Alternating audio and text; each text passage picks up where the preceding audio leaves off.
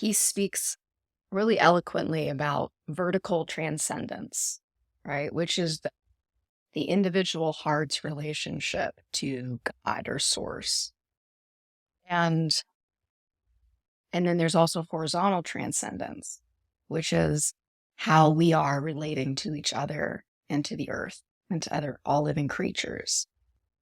So when you've tapped or had an encounter on the vertical plane and you are in the very sort of front end of a union between you and something greater, which is deeply personal, and it is for you or me or each individual to cultivate a reciprocal relationship with the divine, a vertically transcendent state.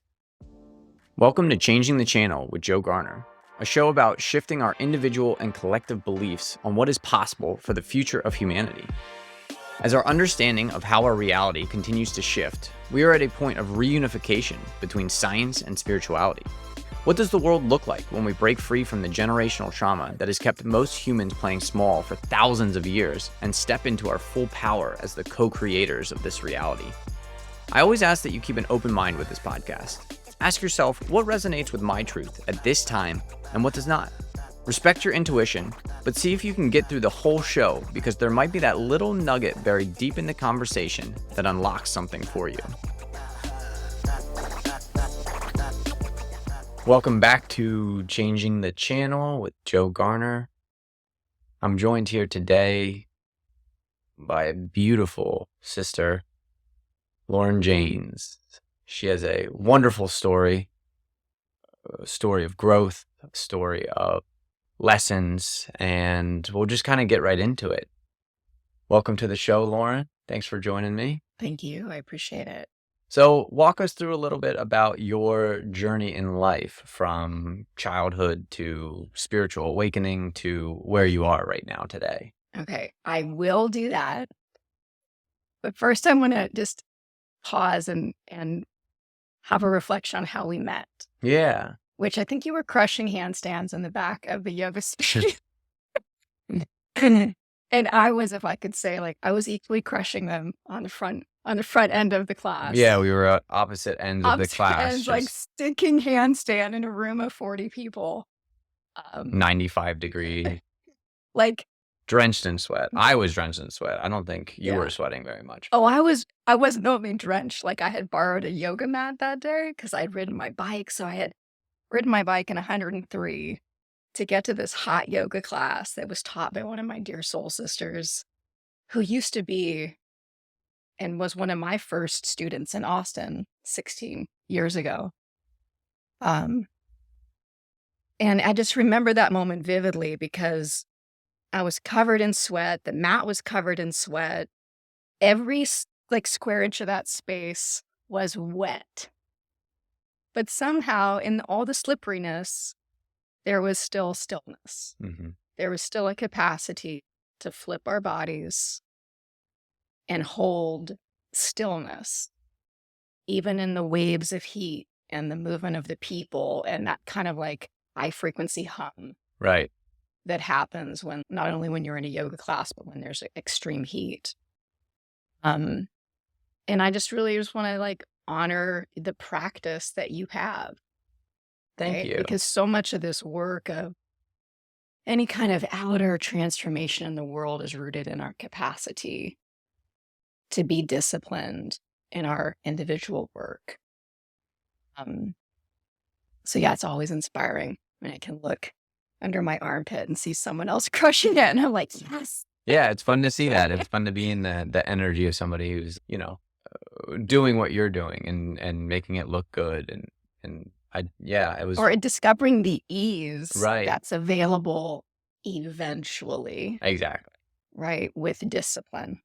Yeah. Even in a slippery, sweaty, like messy, tight, hot, uncomfortable space. Everything. But it's a beautiful space. And it was a great place to meet. And fortunately, I went up after class and introduced myself. And then we went on these walks through nature out here in Austin. And the connection was there. There was definitely a strong soul level connection that we had found. And again, that's, the whole idea is that as we begin to vibrate at a certain frequency, we start to attract other like-minded people into our lives, whether that's consciously or unconsciously. So I think we both recognized the frequency that we were both at, and whether it was fully unconscious or semi-unconscious or fully conscious, we both had that connection. And I think it started with your necklace, and that's usually how it does start. It's like there's some piece, necklace, a tattoo. It's like, oh, something about me knows that I need to go talk to this person. Which I appreciated. And for me as a woman, my lean in was the light behind your eyes, which had a very luminous glow, which told me there's not a lot of fear here. Right. So that when we talk about the word frequency, I think it's, for me, important to bring it down from the rafters, which is also the work that I do in the world, is how can I take these, the topic of yoga or mindfulness or these things that can get so lofty and so aimed at this, at the sky, but how can we embody it? And I think it comes down to love and fear. Right. And so though you did not have an awesome necklace on like I did, you did have, I felt trust immediately because there was not a lot of fear in your station. You were not, speaking of changing the channel, clearly you were on the channel, which there is much more leaning into the love space, which that's what allows us to connect to a stranger or to, see the sameness in someone outside of ourselves, because there's a breakdown of, not a breakdown, but probably a breakthrough we've butted up against some fear and we've broken through to the other side of at least that layer of fear. There's infinite layers we break through. Yeah. I mean, that is definitely one layer of fear that I've been breaking through over the years, for sure. I mean, in past lives, I was very hesitant to go reach out and have an interaction with a stranger. I was very hesitant to make a connection with somebody that I felt a draw to. And I always got in my head and said, oh no, they don't want to talk to me. They wouldn't find my being of interest or anything like that. So it was just a story that I was telling myself that kind of inhibited me from making these connections and then finding people that would make me better, that would draw out the light from inside of me. So yeah, it's a beautiful walk, and I definitely have not always been this way, and I continue to change, and that's the beautiful part of this process, is that the first one is difficult, and then the next one is a little bit easier, and the next one is a little bit easier, and as you continue these iterations of yourself and you continue to really peel back the layers that you've built over top of yourself of who you believe that you are, who you think that you need to be, and who society wants you to be. As you start to remove those, that light begins to shine again, and it starts to, like you said, attract. It starts to, people are able to at least feel or sense that deep connection, that love, that joy, that peace that you're emanating. And when they feel that, they feel comfortable, they open up, and then something like this can happen. We can have these conversations with somebody who, maybe we would have never met if we didn't have that connection, if there wasn't that magnetized energy that we kind of felt that day. I want to take a minute from the show to share how you can support Changing the Channel. This show is my passion project, and if you feel called to support, the best place to start is by subscribing and sharing the podcast on whatever platform you're listening on. Next would be to check out my website in the show notes, where you can become a VIP of the show and get exclusive content not available anywhere else. Finally, you can engage with the Q&A and polls to have direct say in the direction of the show. I am forever thankful for your support. And now, back to the show. In the yogic tradition, they talk about that we have these cloaks. They actually call them mullas, different than mullahs. there's these cloaks. Mulla actually means excrement. So we have these kind of like excrement over our heart, Mm. right? So the work that we're doing is essentially polishing the heart space through an uplifted devotional attunement to something higher than ourselves. So while there is definitely self-will and self-control involved in the journey of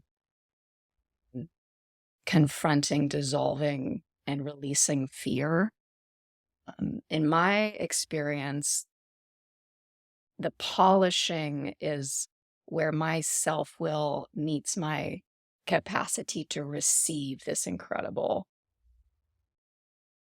love that animates all of creation, including me.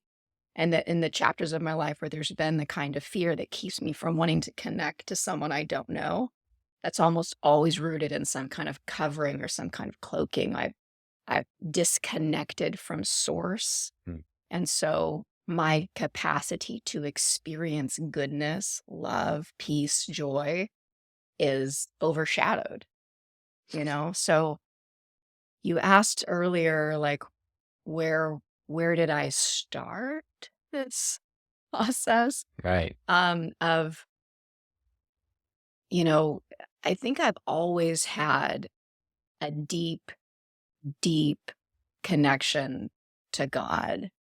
I remember a story being told when I was 4, sitting at a dinner table where, I announced at the dinner table that I knew where God lived, and God lives in our heart. Mm. So that knowledge in the person who is Lauren was there from a very young age. The world is, in my experience, life happens, circumstances happen. It's a broken world. There's a lot of, we've all been bitten.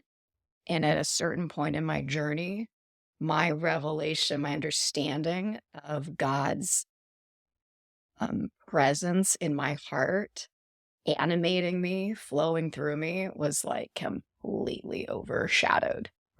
There was a history of abuse. There was 9 years of bulimia. There was a drug overdose. There was a lot of things in the early part of my years that, um, you know, essentially steeped me in fear and anxiety. And yeah, so for me, when I was 22, 21, 22, which was 23 years ago now, like yoga found me. And I remember having an experience after a yoga class where I was lying in that final pose of in Shavasana. And earlier that week, I had a relapse of bulimia. And so earlier that week, I was doing the numbing and all the things that are associated with that disease. But in this moment, in this yoga class, I was lying at the end in Shavasana. And what was this feeling I was having? What was this? What is this? I remember asking myself, like, what is this? And it was peace, which I hadn't felt for so long. I hadn't experienced that channel for so long. And from that moment on, like, I never made myself throw up again. I found something that I wanted more than the numbing that I had been using to cope with the hard experience of being human. And so from that moment on, like, I just dove in. Like, I was in the context of my first wave of cleaning the heart, if you will.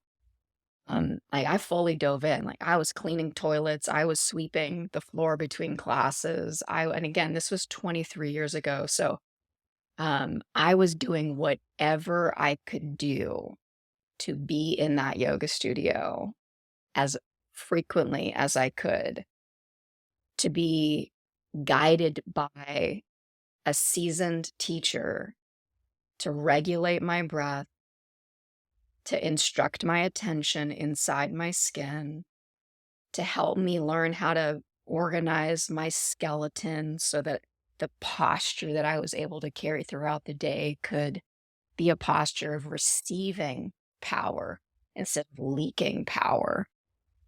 Um, so that, yeah, that kind of my humble beginnings in the first wave of what began what I now know is like some kind of awakening, which I really don't like that term at all. I feel like people can hide behind that term. So I'm not a fan of that term, but at this moment in history, but of course it is a kind of awakening. Right. You wake from your slumber.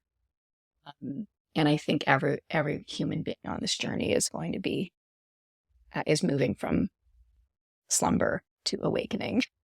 I still don't like the term right now. What term would you use? I really am. I'm a big Star Wars fan.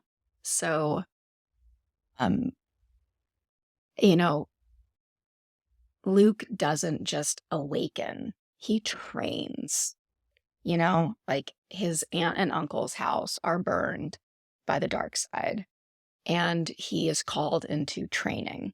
So, slowly, through like intense frustration and insane effort, like the crust around the eyes falls, or in the Christian tradition, we say the scales fall off the eyes. But it's not like I know you had a very different experience, so we can go into that later. Different. But like, It was, for me, it wasn't like I just woke up. It was Right. like I sweated my booty off. I wept in pigeon pose. I journaled. I saw so many therapists. I kind of scratched my way out of the darkness. I saw a sliver of light, and for years sort of like walked on my knees through gravel on my way to that light. And so yeah, awakening, what term would I use? I would say it's just like it's becoming human, Right. becoming a real human. It's the becoming. Becoming. I like that. Yeah. Yeah. Yeah. Yeah. And you mentioned my journey. Like, I did have a very abrupt awakening, or, kind of opening of the eyes, but it wasn't easy. It's just because they were open. Now I had a whole new world that I had to discover. I was the blind man that could now see. And now it's like, oh, wow, there's all this other stuff in the world that I had no idea about. You don't know about the good and the evil necessarily when you're blind and you're just in your day to day. You don't know about the mission that you're here to do, and you don't know about the draw towards something more than yourself, more than who you believe you are.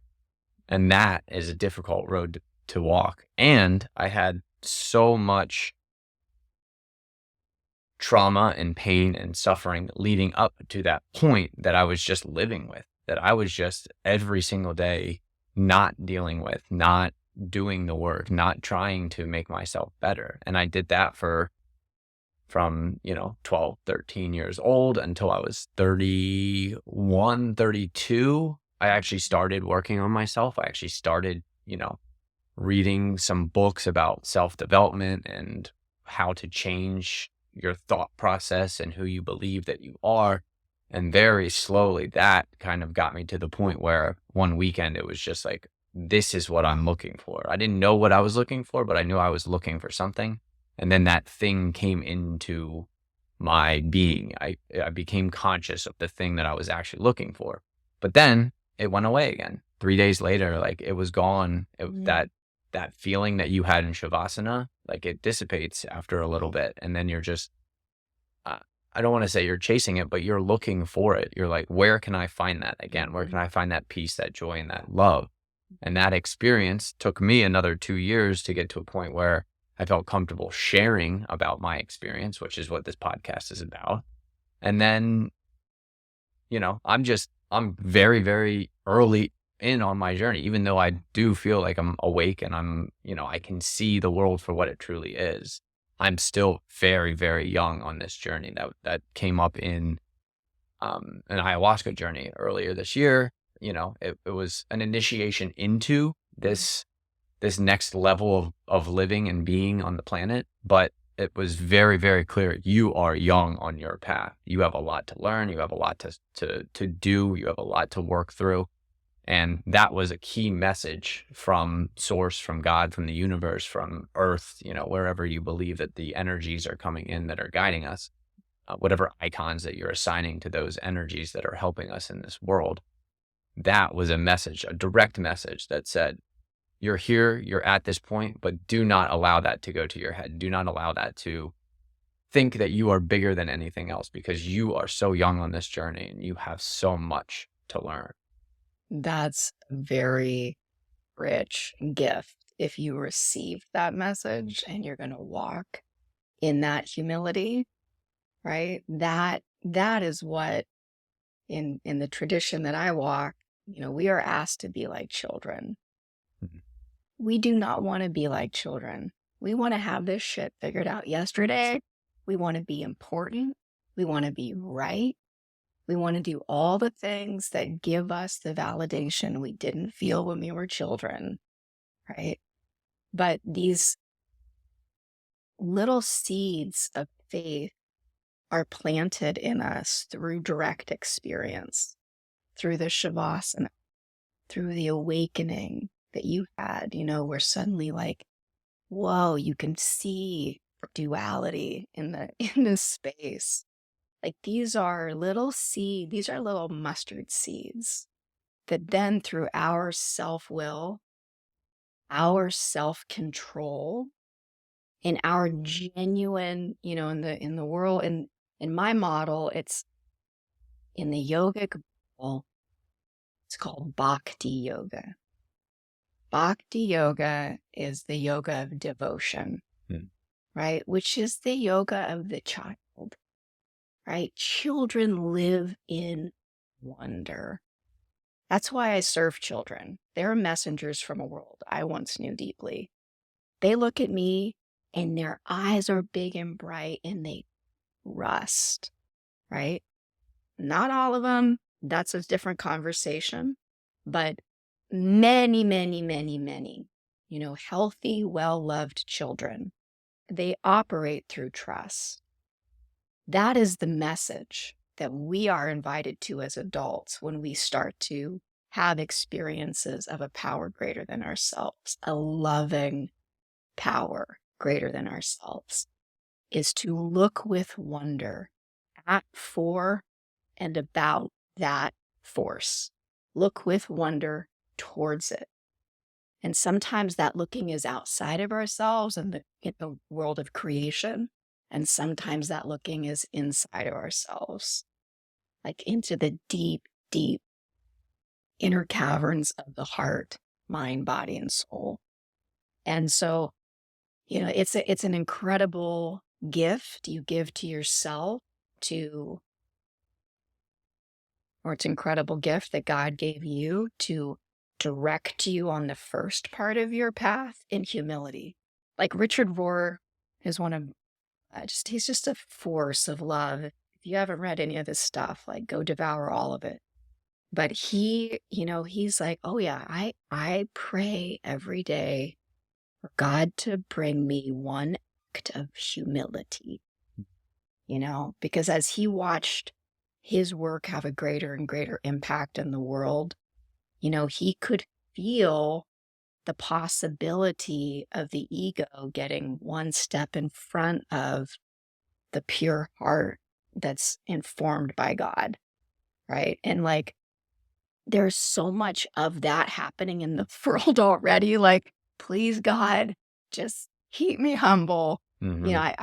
I would like to be a servant who knows that everything I have or am or give or contribute or every talent that I embody came from someone, something, some non-thing, came from a force greater than me. And that I am a conduit of that. I receive it. I embrace it. If anything, I could probably work on a little bit more ego at this point because I'm like, I just don't want to ever be cocky again. Because obviously there's a point in the journey where you're cocky and you kind of feel that. you feel what that is. You feel like the self-importance because you can stick a handstand or you can do these crazy things or you feel people coming to you and they want to be your student. There's like a lot of inner work that has to happen when you start to move into that part of the journey. Right. Because however many people you can help is exactly how many people you can hurt. So operating from humility. And the other thing that I think about humility is if you have a coin, like humility is one side of the coin. And if you flip it, confidence is the other. Right. Right. And that is a soul that's in attunement with God. A soul in attunement with God is incredibly calm. It's the kind of confidence that happens when you can walk up to a stranger and say, hey, hi. Right. And then on the other side of that is the humility to know that everything I have comes from something greater than me. So we're walking with both of those in this path, Right. I think. Yeah. Finding that balance between the two. Some days easier than others. Oh, for sure. Yeah. And for me, it's just being conscious of where I am. Where am I at that point? And that's the whole idea of living in the now, living in the presence, living in full communion with what is happening at this exact moment, the only moment that we actually have. The past is the past, the future is the future.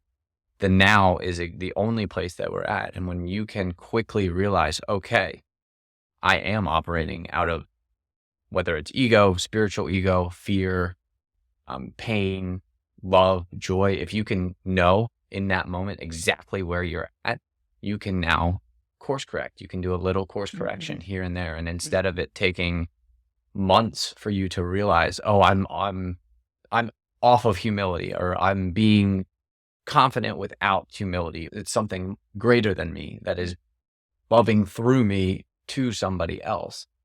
When you forget that and you go down that path for 2 or 3 or 4 months, then getting back to it becomes that much more difficult. And that's why that first initial, awakening or eye-opening experience feels so difficult, because it's like, well, shoot, how do I get from where I am right now to that place where I am fully embodying that love, that joy, that peace? And how do you get there? Like, what is that path? And it again, each one of us has that unique path, and we have the ability to tap into the energies that are higher than us through prayer, through meditation, through I use channeling to kind of connect with beings that aren't in the 5 sense reality.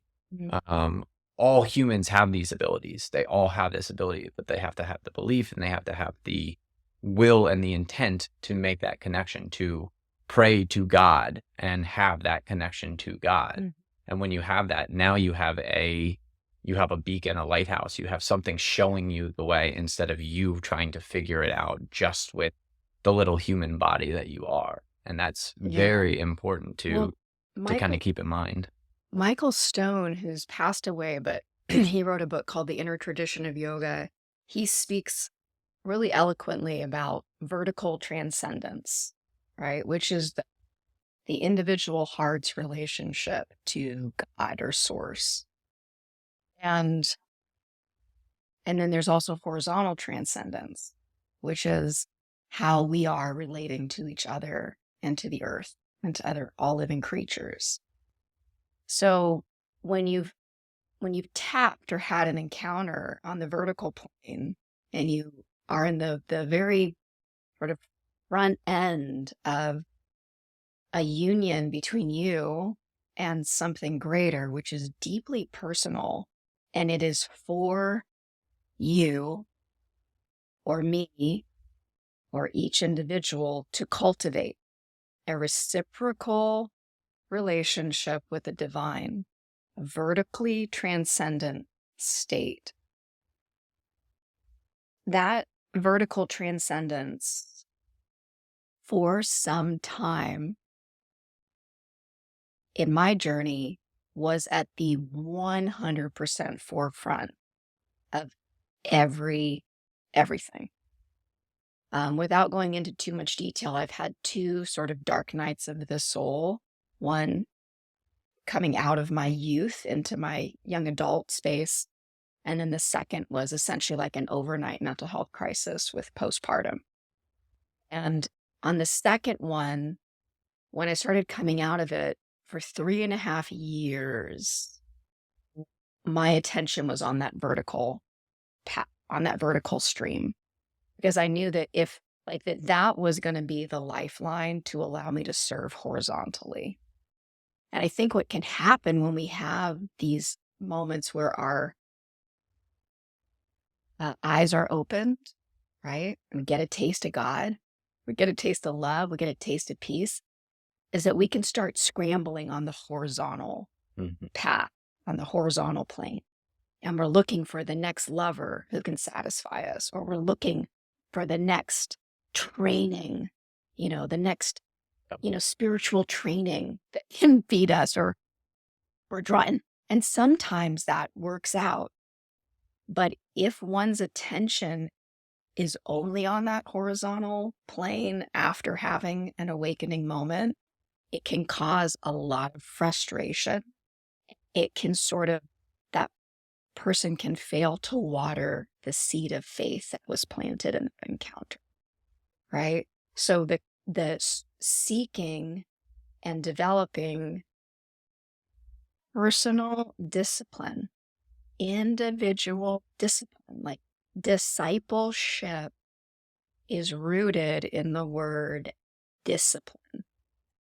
There is no discipleship to a higher power, even if you're someone who just orients to kind of like higher self, lower self, and there's not really a God in the mix in your model of reality. Even for that person, it is so important then that the vertical relationship be first and foremost. What are the tools, the practices? What does it look like for me to spend time every day cultivating that vertical plane relationship? Because if I just start kind of running horizontally to this person, this training, that thing, the chances of ending up, the chances of becoming distracted are high. Right. Exactly. I can from decades of personal experience on that one. I was a big seeker of, some next relationship to feed the thing, or to find myself, or some new training. I was always a little bit skeptical of the trend, but at some point it was like, be still. Right. And breathe and know that I am God. Be still and know that I am God. Be still, sister. Close your eyes, go in, lift up. So. Yeah, that's beautiful. And that's again, like the foundation of this podcast is that the only work to do is on yourself. If you want to create change in the world, you need to have that vertical access connecting you to something that exists that is higher than you. That's the only way that you're going to be able to create positive or even meaningful change in the world, is to have that connection with the thing that is higher than you. Again, we're just using different terms here. You're using God, I'm using the universe, I like to kind of all different levels of your multidimensional being. So from archangelic all the way down to the physical being, you can tap into those different levels, and you can gain certain knowledge and wisdom and insight from each one of those levels as you go up. And you can also go all the way back up to God and source and have that connection there. It is difficult to bring that high level all the way back down into the physical realm. From my perspective, it's very difficult to bring that back to this earth and start creating with just, with such high level of energy that is going on at that level. But it's not, it's something that you should be aiming for. But if you're not doing the work, if you're not doing that work every day, and you start to try to bring that high level energy in, it's going to get refracted by the lenses that you have still, because you haven't cleaned all the mirrors. Your heart is still encrusted with a little bit of that dirt, that refracting that creates colors from the pure white light of God, right? Mhm. So when you start Mhm. refracting those colors into the world, you're distorting the true essence of the universe or God. And that is why you have to do the work yourself. The only focus that you need to be on the spiritual journey is to do the work on yourself. And then as you start to emanate this beautiful white light, as it starts to flow through you, instead of you having to go into the world to help on that vertical plane, you begin to magnetize people who are ready for your light at the exact moment that they are or where they are at in their life. Well, And we have very different approaches to that. Like I am hearing what you're saying, and I'm on the I have a different approach. For me, where God's led me is um show up amidst the people and do my work there. So I'm in a different place. I'm not waiting for anyone to come to me right now. And I'm not in a place where I'm in sort of any kind of grand state of envisioning something I'm creating per se. Like I'm in the day to day of loving children. Hmm. You know, I teach in a K through 5 Montessori school where there's like, blowing noses and lots of band-aid. And there's a lot of, redirecting children from the language of name calling Mhm. to the language of make a true statement. So instead of, you're a cheater, we're working on, I saw you touch the tire. And in this game, we can't touch the tire with our hands, Right. right? Like it's so elementary, the work that I'm in right now. Like there's nothing fancy about it. There's nothing like different stages of my journey where I would use the words like you use, like manifesting and creating. And yes, I feel those words. I hear those words. I'm in a life chapter where I just trust whatever is in front of me as the evidence of a dynamic in which I can infuse love. Mhm. And then I watch myself sometimes succeed at infusing love and sometimes fail miserably.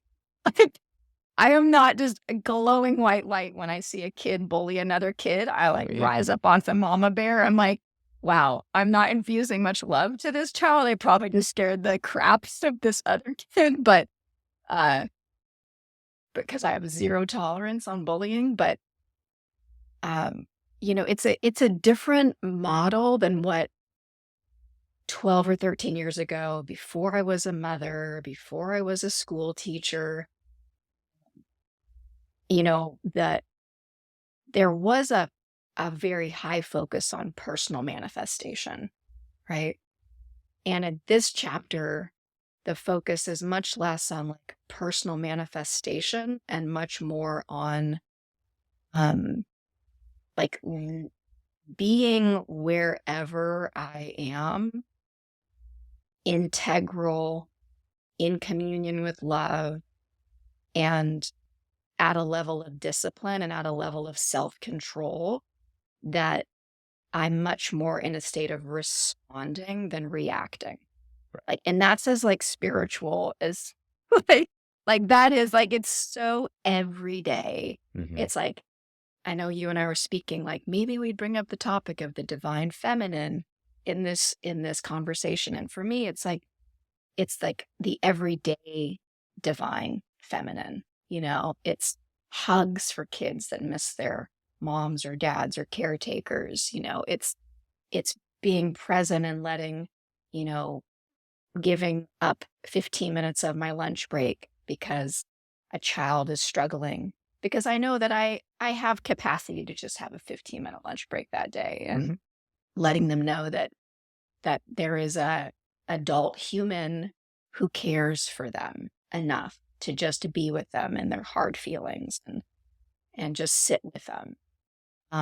So it's a lot less like sparkly, and like the image of what I thought walking in spirit was going to be is different than the experience I'm having and what it looks like.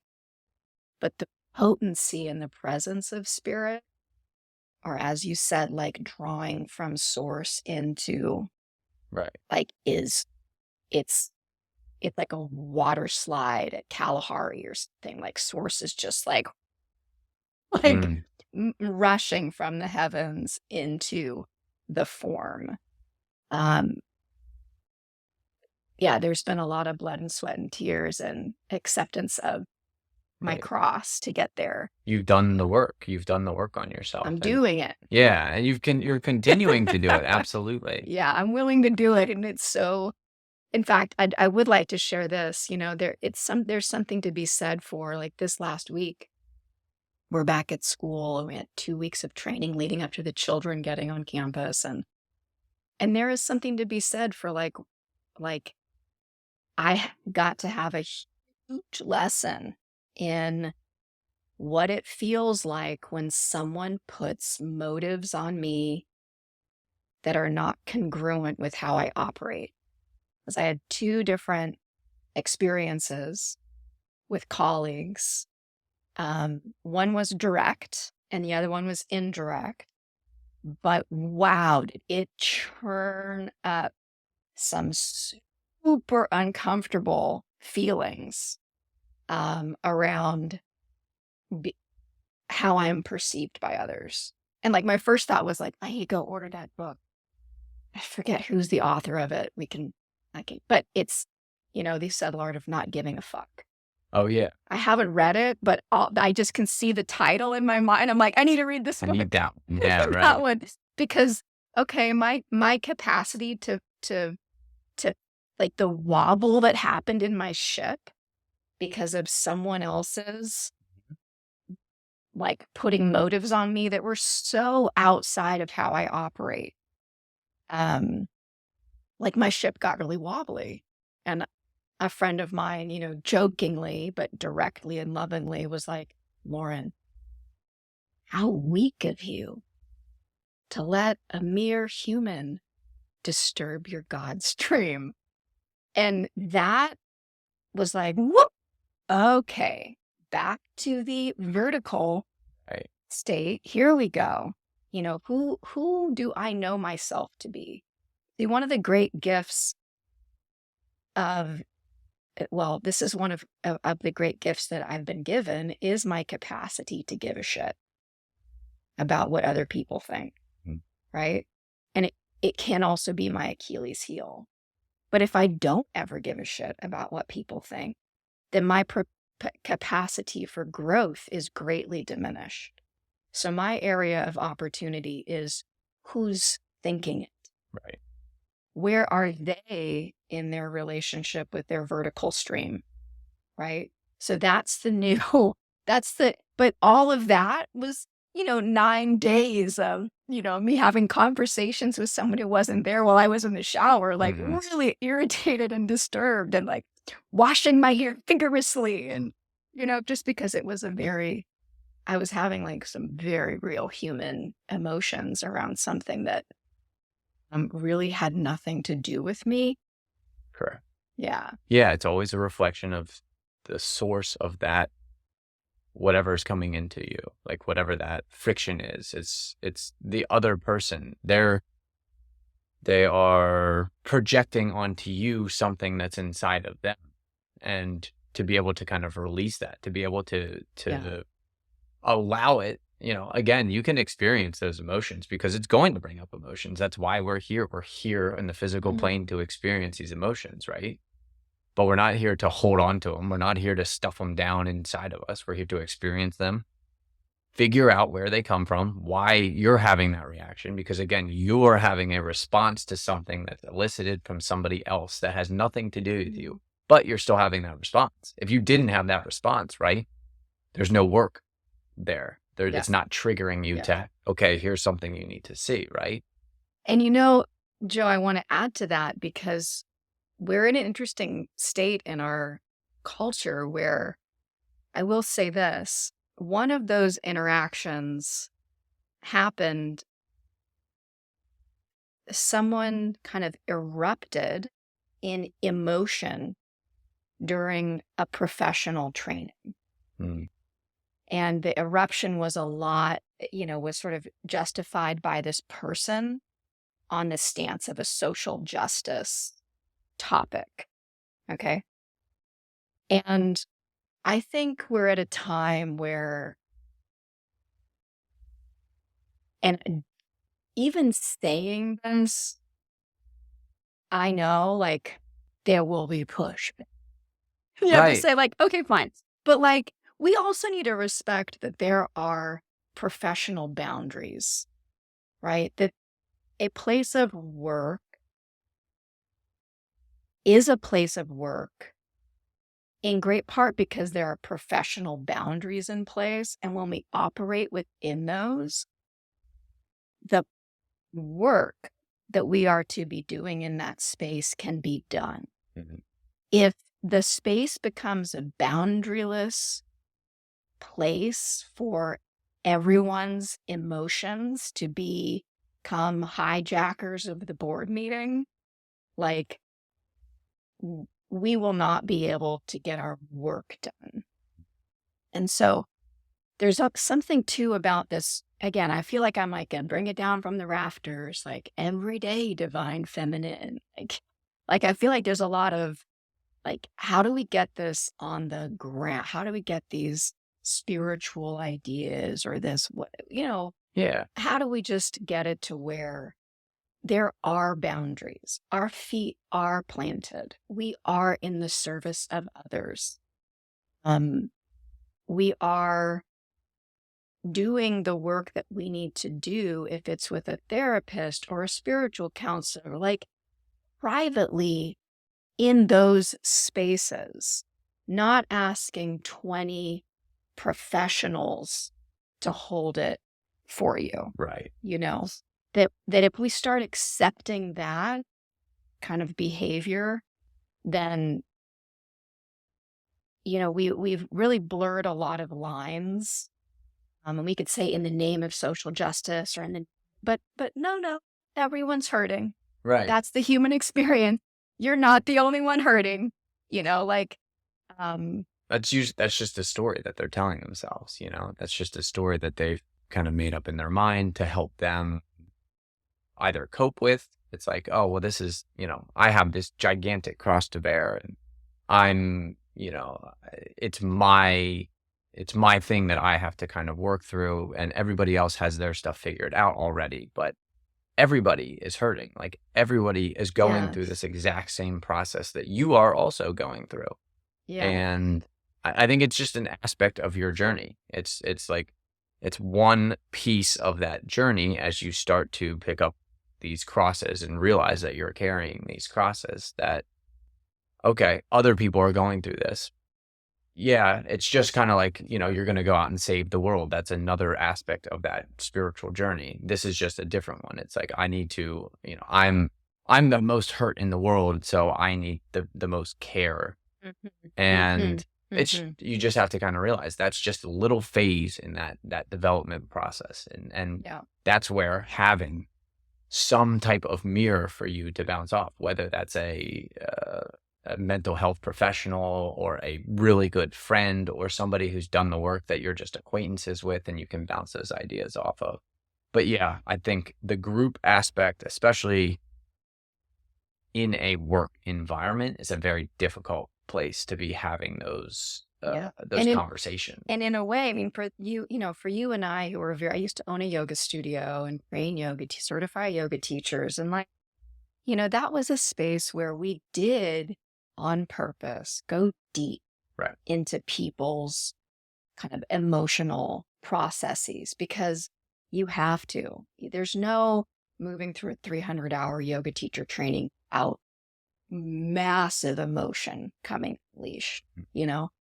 But I really do think in this particular chapter, I'm being led to a new understanding of the value of workspaces where emotions are not given the might. Like, I work with, there's in the kinder through fifth grade world, we talk about social emotional learning, SEL, right? So social emotional learning, making sure that children aren't just learning academic concepts, but that we're actually like teaching them how to label emotions. So this is not like an anti-emotion thing, Right. but our capacity to have in certain spaces boundaries around self-discipline and self-control around our emotions is so important. The lack of that leads to like where we are politically. Are we even saying anything anymore? Right. It's just emotion. I'm going to throw you this emotional snowball and then you're going to throw me this emotion. It's like at some point, I think we're there.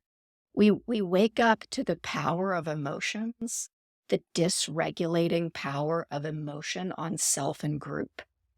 So having professional environments that are boundaried in what is, dare I say, the word appropriate and not appropriate. I'm looking around and I'm like, what is going on in our world right now where like there are actually appropriate and inappropriate behaviors? Like, no, especially, I mean, I grew up on the left, but especially in the left space right now, I'm like, no, it's okay to say that's not appropriate. There are certain things that are not appropriate for children. We have no problem saying what's appropriate and not appropriate for a child. But somehow, like after a certain age, we're like, everything's appropriate. Like, no, everything's not appropriate. It's not. At least in a public space. Absolutely. Right. And I would dare to say, like, if we don't call out inappropriate, then I don't think we're doing anyone a service. I remember a chapter of my life, 19, 20, where I was literally like, I was so in the shadows. I was using drugs. I was raving like hours and like all night. I'd rave from like 8 p.m. to 8 a.m. What my behavior was so dark, and I dressed in essentially, translucent lips. Mm-hmm.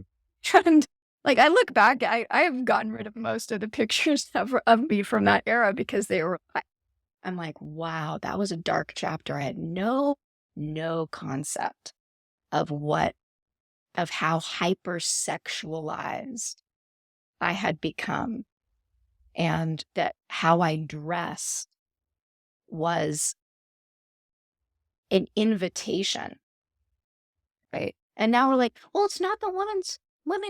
It's like, no. I really wish that someone with wisdom would have come up to me with love and said, what you're wearing is inappropriate for a public bus stop. Like, what are you beckoning to you Exactly right now? That if we don't start having those conversations where you have elders, wise elders who are willing and able through love to draw boundaries, I think we're in kind of the mess of that right now. Mm-hmm.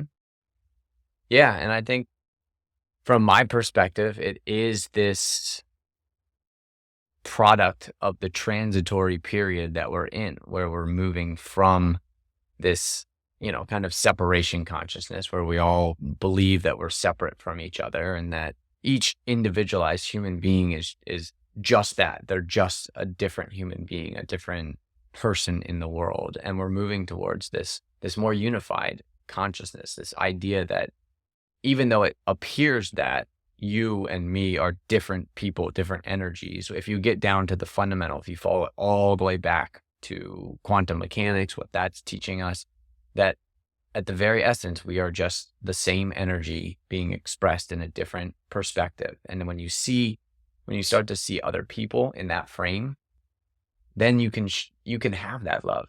Yes. If you have the love for yourself. Yeah. That's the trick though. You have to love yourself. If you make this connection and you're like, oh, well, this is just another energetic part of me. This is another aspect of who I truly am at the fundamental level. Like, this is what this other person represents. And if you love yourself, then you can very easily love that other person. And that's where that wisdom will come through. If you truly love that other person, you're going to show them love by saying, hey, just so you know, this is what you look like. This is how you're showing up in the world. This is who you're being.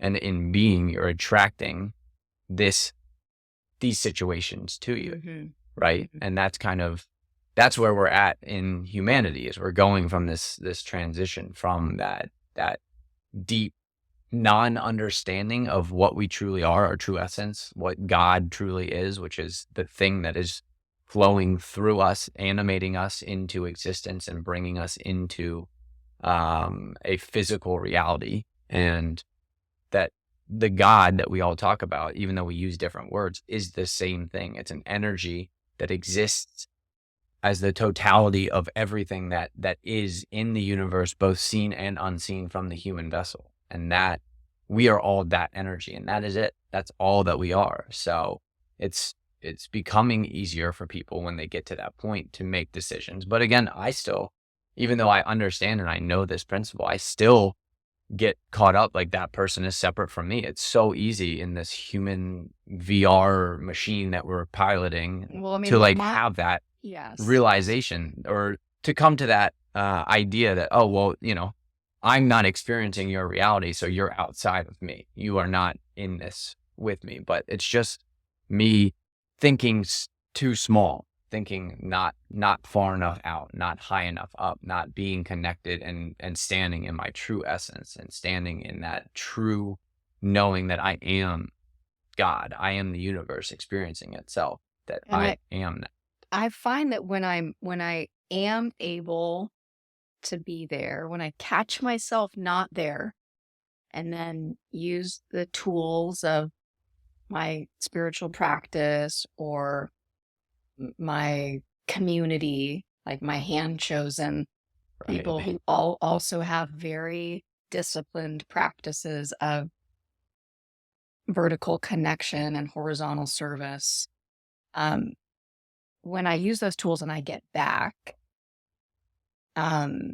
to being able to see this person as a ray of the light, just as I am a ray of the light, I am able then to be curious. And I'm able to then ask questions. I'm able to sit with them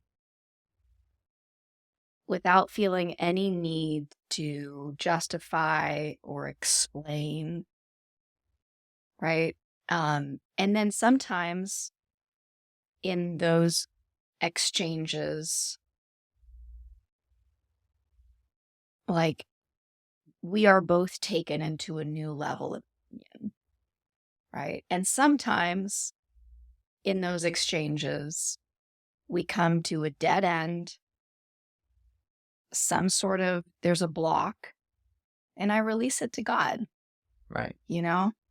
But I think that it's a sweet practice to say, there's the revelations of the interconnectivity of the oneness. Yoga means union with God, right? When the individual yokes itself to God.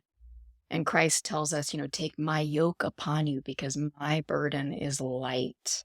Mm-hmm. So when we do that, that's the invitation for us to do every day of our lives until we breathe our last breath. When we do that, we are able to right size ourselves in relation to others and others in relation to us. And when we don't do that, there's a distortion of, I experience it as someone having power over me, or I have power over someone else, or some massive distortion of how we're relating. When I'm able to do it, I'm curious. And that curiosity is genuine. Right. And sometimes it's, like I said, we get to connect, and sometimes we find ourselves complete, Mhm. you know? But that, I think, that didn't really start coming on for me until my mid 40s. Like that capacity for curiosity instead of defensiveness, Right. or, you know, It's a tough one to learn for sure, to be curious about why that person is doing or saying or being in that way, right? It's giving them grace Mm. because you don't know their experience, you don't know their past life, you don't know what they yeah, went through when they were 12 and when they were 19 and when they were 26. And those, again, they're acting out of fear, they're acting out of pain, they're acting that's out of right. suffering. And it's important.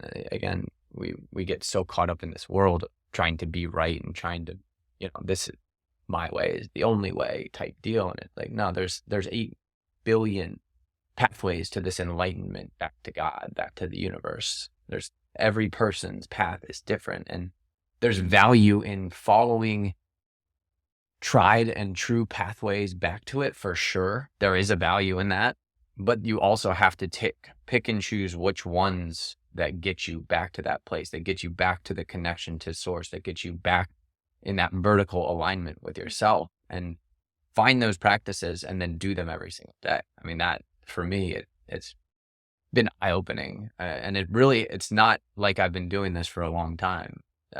Getting back into my vertical self in a quick period of time has only been in the last 4 or 5 months of my human experience. But to see the profound difference that it has on the impact of my life, instead of me reacting to all these situations that are happening, I'm giving myself the time to reflect before I, shoot off some quick answer or quick response or quick reaction to whatever that thing that has happened to me is, or whatever's gotten me out of alignment. Right? And then doing my practices, journaling, meditating on it, having that close group of friends or family that you're able to get a second opinion on what the situation is and what could actually be happening. Yeah. And then coming back into that alignment and realizing that, okay, it is okay. They're not attacking me for something. They're not seeing something in me. It's something that either They're seeing through. yeah, I'm being the mirror for them to see something in them that they need to heal or fix or address at the very least. And just being okay with that, like being okay with being a mirror for somebody, but not attaching value to that mirror, not attaching your value to that mirror. Like, you're not the mirror. You are the transcendent being above the mirror. But in this 3D reality, we're all reflecting back to each other what needs to be reflected back. And something that's coming up as you're saying that, there's a couple of things, but one of them is, going back to like there were chapters in my healing, and they're ongoing, but where, especially, I was married once and I'm divorced now, and I co-parent. And just like we put emotional boundaries in our workspace, like I learned to put emotional boundaries around certain people, right? Like I learned to, not because I'm in denial, not because I blah, blah, blah. No, because that's what healthy adult people do. They have emotions, they can label and identify them, but the emotions don't drive their car. right? So we had this great awakening of emotions, SEL, like it's in every public school system. It's in the private. We're like, we need to teach humans about emotions. Turns out Right. that's EQ is great. important. And EQ is important. So we're Probably like, more important than that's IQ. really, we're like, yeah, we're like celebrating ourselves. And then the pendulum swung Right. to like, how do you feel? And what are we going to, and let's organize around our feelings. And it's like, no, Maybe not. Yeah. like, they're, I think that's why like masculine essence and feminine essence in their light are great partners, right? Because feminine essence, I'm not saying feminine bodied person, but like feminine essence is deeply attuned to the emotional field, and masculine essence is deeply attuned to the field of reason, right? And so what a great partnership.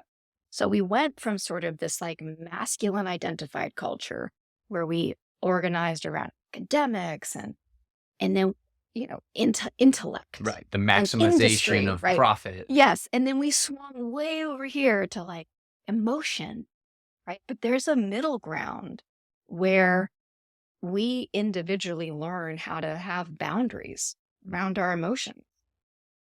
That's like an absolutely essential step if this podcast is about changing the channel, and evolving spiritually, which I think our spiritual evolution will always be made manifest in our material, like our day-to-day life. Then there will be no spiritual evolution without boundaries or mastery around emotions, period. Right. And so any experiences where suddenly we're like just being tossed around in the ocean of our emotions all become like the rich, fertile void of growth, where we're like, at first we're just like gulping salt water and we're like getting hit in the back of the head by the surfboard and we're like, wow, where's up? Where's the, and then suddenly we're oriented, our head's above the water, we're still being, maybe like there's some big breaks crashing on our heads, but like we know we're going to survive. You're aware. You're aware, right? And then, okay, hold on a minute, you climb back on your board. Okay, now I'm on top of the waves. Okay. And then eventually maybe you catch one, you come into the sand, you walk out, you sit on the sand, and you're out looking at the waves, right?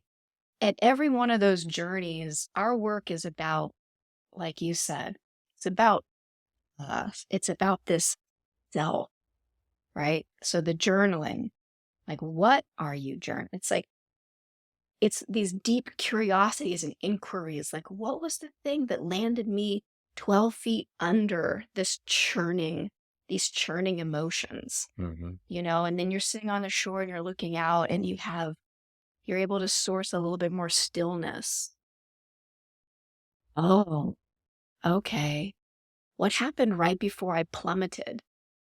Oh, wow. What are some of the images that come up when now that I know that this person isn't a threat, where did this experience of threat come from in me? Right? And then eventually there's a sense that like, all right, when I can gather and reorganize towards source, who does God say I am? What is that incredible peace that I can access when I regulate my breath, which is the only part of the mind, the heart, and the breath, the brain, the blood, and the breath. The only one of those bees that I can manually manipulate is my breath. And when I manually manipulate my breath, the other two come along, right? So we start to have a sense of my capacity to create these emotional boundaries is rooted in this vertical alignment. Well, reaccessing that vertical alignment is available when I regulate my breath, right? When my breath is regulated, it has immediate impact on the mind, on the brain waves. And if I don't act on that, if I don't quell the brain waves, they will continue in the patterns that are generating this, like, catastrophic ocean scene. Right. Right? But through the breath, the mind is tempered. So yoga chitta vritti nirodha. Yoga is the cessation of the thought waves of the mind. Yoga, God union, happens when the thought waves are still. Mm-hmm. Yoga, the practice. So yoga is both the practice and the state we aim for. So the practice of yoga involves regulating the breath. Yeah. That's it. If you've ever taken a yoga class ever, the teacher starts with and ends with the breath. Yeah. And eventually the invitation when if you go into yoga class, eventually do not wait for the yoga class to start to regulate your breath. And eventually, after you've had many hours on your mat in a group setting, you follow your own breath. You're not on the teacher's count. My breath is usually 5 to 6 times longer than whatever a teacher counts out. My inhale is like a 16 count inhale. A lot of times I'll go into a yoga class and they're like a 6 count inhale. Some days my inhale can be a 24 count inhale. So, but sustaining whatever you can sustain in your breath waves over time is what will rewire your brain, take you out of the loops that are generating those intense emotions, right? Because thought generates emotion. Whether it's perceived or real. Oh, yeah. Just, like I can look down at a stick and think it's a snake and freak out. Right. The thought generated the emotion, right? I perceived something, my mind had a thought about it, and now I feel scared. Yep. Right? So, that's kind of like the brain, like mini little brain science of yoga, but all of that is around the boundaries that as humans we must construct and develop around our emotions if we want to grow spiritually. Yeah. Right? The spiritual growth and our capacity for bounding our emotions are like parallel trajectories. Beautiful. Well, Lauren, this has been wonderful. I've really enjoyed this conversation. Is there anything else that you want to share with the listeners right now? I just hope that some of this was helpful. That's all. Beautiful. Thanks It certainly me. was. Yeah. So I really appreciate it. I hope that you have a great rest of your day, and I have a feeling we might be doing this once or twice again. Great. I look forward to it, Joe. Thanks for having me. You're very welcome. Thank you. Thank you again for listening to Changing the Channel with Joe Garner. If you enjoyed the show, please follow the podcast, hit the bell to know when a new show comes out, share with a friend, and rate us on whatever platform you're tuning in from. It helps get these messages out to more people to create the collective shift in reality we are here to experience. Make sure you interact with the Q&A and poll sections of the show so I can continue to provide content you enjoy. Finally, check out my website in the show notes to become a VIP of Changing the Channel and join the shift that is happening.